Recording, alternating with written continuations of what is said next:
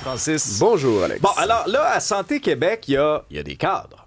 Oui. Bon, mais les cadres Nombreux. qui sont en grand nombre ont besoin aussi de consultants. Oui, Pour les encadrer.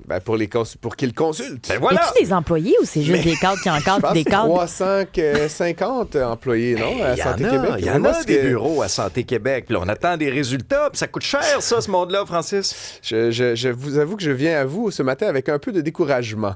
Dans Santé Québec... As-tu besoin d'un cadre pour t'encadrer? Est-ce qu'on peut me fournir un consultant pour cette chronique? Je suis un consultant, mon Dieu! Hey! Donc, il y a une vice-présidente aux affaires technologiques, là, j'oublie le titre, là, mais genre, tu sais, super un VP. Très long titre, elle sûr. est payée 383 000 là. Donc, moi, je m'attends quand tu te payes un VP 400 000 dans la fonction publique, tu sais, c'est pas genre le premier que tu as trouvé sur le bord du trottoir. Donc, tu as cette personne-là. Cette personne-là, elle repose sur 7 cadres dirigeants qui gagnent 200, 220, là, tu sais, des Christy de gros salaires. Là. 7 de ces cadres qui, à leur tour, supervisent le travail de 18 directeurs et directeurs principaux. Hey, sérieusement, c'est comme 30 personnes en TI. Là. Je ne parle pas des ressources humaines puis des opérations. Il y a 30 personnes en technologie de l'information et ces gens-là, ils savent pas rien faire. En fait, ou je sais pas ce qu'ils savent faire, mais en tout cas, là, ils ont donné des mandats pour se faire une feuille de route. Ça, c'était un petit mandat de 100 quelques mille piastres. Jusqu'ici, tout va bien. Mais là, ce qu'on a appris, c'est qu'en fait, ils ont donné des contrats, mais c'est comme une enveloppe, là, pas trop clair, de 13,8 millions de dollars. Puis là, je te vois sourciller, Alexandre. 13,8 millions, c'est à la fois beaucoup et peu, parce que le 13,8 est divisé en 28 firmes différentes. Et donc là, c'est comme chaque cadre et dirigeant va avoir sa firme de conseil, si je comprends bien. Mais là, moi, je vais vous dire une chose. Ça fait quand même quelques années que je fais du conseil puis de la stratégie.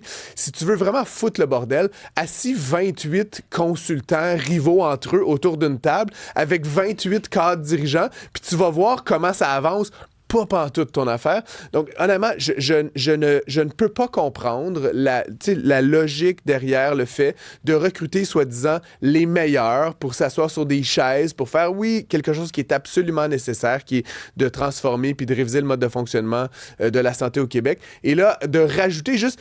Pour moi, c'est comme une course à obstacles qu'on met pour ces gens-là. Puis je les plains. En fait, je semble casser du sucre sur le dos des dirigeants de santé. Je les plains qu'ils soient face à cette espèce de bordel innommable. Ben, après, c'est parce qu'on s'étonne que ça marche pas, la santé. C'est sûr que ça peut pas marcher, là. T'es malade, Alex. Va voir 6 médecins différents. C'est sûr qu'ils vont tous te donner des... Tu comprends? Mets un panel d'experts rivaux devant toi. C'est sûr qu'ils vont se chicaner, tu sais. Donc, honnêtement, si on s'étonne que, par exemple, le dossier de médical puis la question de l'approvisionnement, qui étaient les 2 gros dossiers numériques au Québec, qui sont pilotés par Santé Québec, aient des dépassements de coûts de 100%, ben en voici manifestement une des explications. Ces gens-là qui sont payés fort cher, qui sont probablement individuellement des gens très intelligents et très capables, sont ensemble incapables d'exécuter quoi que ce soit. Et les 28 consultants qui vont les accompagner ne font que rajouter au bordel. Donc, je suis un peu éditorial, vous m'excusez ce matin, mais c'est un peu fâchant quand même d'apprendre ça dans le journal. Pas. Moi, je roule des yeux parce que j'ai payé mes acomptes provisionnels la semaine passée. Fait que ce genre de nouvelles-là, voilà. ça me fait faire de la haute pression. Il y a une partie de ça qui était pour payer des consultants à Santé Québec, Alex. Sais-tu quoi? Santé Québec est en train de devenir exactement ce que j'appréhendais. C'est-à-dire une grosse structure avec beaucoup de cadres, beaucoup de gens dans les bureaux. Puis pendant ce temps-là, avez-vous un médecin de famille? Pendant ce temps-là, vous avez attendu combien de temps à l'urgence? Ça prend du monde sur le plancher des vaches. Ben non, mais oui, arrêtez de mettre du monde dans les bureaux.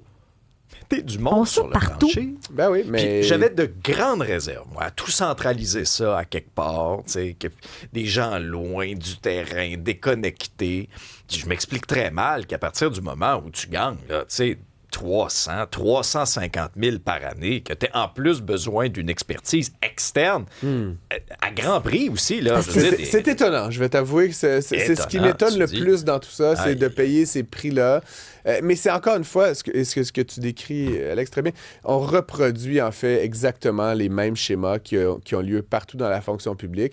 On embauche des gens qui sont terrorisés de prendre des décisions, qui sont incapables de faire un brainstorm avec des post-it sans une aide externe. Et qu'est-ce qu'ils font? Ben, ils s'entourent de consultants payés très cher pour leur dire un peu quoi faire, mais à la fin, c'est à se demander pourquoi tu as le cadre en place, tu sais, pour débuter. Là, c'est-à-dire, Est-ce qu'on sait pourquoi la dépense a été acceptée? Mais c'est toute une logique un peu kafkaïenne de « Ah, toi, t'as besoin de ça, puis toi, t'as besoin de ça, puis on va faire une enveloppe, puis là, on va envoyer ça un peu partout, puis là, tout le monde répond, puis on veut pas ménager, là, puis là, il y a tel consultant, puis tel autre consultant, puis ils sont tous gentils. Comme je dis individuellement, là, je suis pas venu ici pour casser du sucre sur la dos de puis là, eux autres, s'ils envoient des enveloppes avec la grève tournante, ça arrivera jamais. Ben ouais, ça augure mal, malheureusement, pour Santé Québec. Puis évidemment, ça va être très intéressant. 2026 débute, ce sera une année électorale. Santé Québec est quand même le projet de la CAQ. Est-ce que la Santé Québec survivra à la CAQ? Est-ce qu'il va être reconfiguré, aboli? Est-ce que les gens qui ont été nommés, surtout dans les plus hautes positions de ça, par la CAQ, là, sans les accuser de quoi que ce soit, seront maintenus en poste? Ça va être très intéressant en 2026 pour voir la continuité ou non de cet organisme-là. Un gros contrat pour Bombardier avec le fédéral. Oui, c'est une très, très heureuse nouvelle. En fait, on parlait beaucoup ces derniers temps là, de retombées là, de ces vastes investissements qui auront lieu dans le militaire, qui ont été annoncés par M. Carney, évidemment. Bombardier, donc, qui avait dit souhaiter se positionner par rapport à ça, comme d'autres, le BRP, l'ancien partenaire qui est maintenant une société indépendante, avait aussi fait de même. Donc, Bombardier, fabricant d'avions, a obtenu un contrat quand même de 750 millions de dollars, c'est pas du petit argent, pour fabriquer 6 avions Global 6500. Ça, c'est l'équivalent en calcul de 5 consultants. Là, oui. Juste pour qu'on ait de la suite d'investir. Ouais, je vais quand même, à ce titre-là, être un peu moins critique parce qu'effectivement, les appareils qu'il y avait actuellement pour l'aviation militaire canadienne étaient des appareils très, très anciens. On était dû pour les remplacer. On remplace évidemment par des avions, le NEC plus Ultra, j'ai envie de dire, de la dernière génération, donc Global 6500. Et la raison pour laquelle ça coûte plus de 100 millions de dollars par appareil, ben, c'est évidemment parce qu'il y a plusieurs paramètres à respecter. On est fournisseur militaire, il va y avoir des aménagements spécifiques assurément. On va pouvoir transporter, là on voit pour ceux qui nous regardent à l'écran, cet appareil qui vraiment, là, encore une fois, là, c'est typiquement un jet privé là, pour des gens très riches, mais qui va servir au transport de troupes avec de très longues autonomies. Donc, c'est quand même une bonne nouvelle qu'il y ait de ces retombées. Ça va permettre de pérenniser un peu moins de 1000 emplois, dont la moitié au Québec là, au cours des prochaines années. Donc, une bonne nouvelle. Dans la mesure où on accepte que l'investissement militaire est une bonne nouvelle, on peut être heureux que ça revienne chez nous au Québec. Et avant qu'on se quitte, l'action du groupe Dynamite qui continue sur sa lancée. Oui, ben je sais pas si t'es un investisseur, toi. Oui, parce que j'en parle régulièrement avec Mario, là, qui se réjouit toujours quand tel ou tel titre monte. Hein. Puis bon, on sait qu'il y en a qui montent et d'autres qui descendent. Dynamite, donc une entreprise montréalaise qui fait dans les vêtements essentiellement pour jeunes femmes. Là, mais on use des femmes, oui. Toi et moi déjà, Isabelle. 2 marques, Dynamite, Garage, qui est plus pour les adolescentes. C'est une entreprise qui embauche plus de 5000 personnes, plus de 300 points de vente à travers le monde, surtout au Canada, aux États-Unis, mais aussi ailleurs. Ils ont dévoilé des résultats absolument stellaires la semaine dernière. Et là, ce qu'on voit, c'est que l'action là, décolle complètement.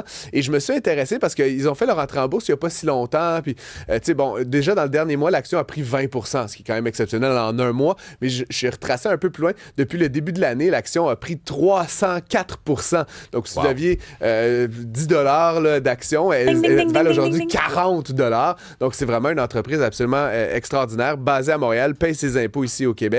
L'entreprise est valorisée à un peu moins de 10 milliards de dollars. Il n'y en a pas tant des entreprises de cette ampleur-là au Québec. On se rappellera que le patron, là, Andrew Lutfy, a fait plusieurs sorties dans les médias pour décrier évidemment les politiques d'immigration, de fiscalité, la complexité administrative. Puis j'ai envie de dire, plus t'as un gros trésor, plus ta voix porte. Hein? Donc, quand je vois des entreprises comme celle-là qui augmentent par 4 la valeur de leur action, ben, je me dis qu'on devrait peut-être l'écouter un petit peu, M. Lutfy, quand même, quand il commente là, sur l'actualité économique québécoise. Merci, Francis. On t'écoute cet après-midi. Oui, à l'animation, exactement.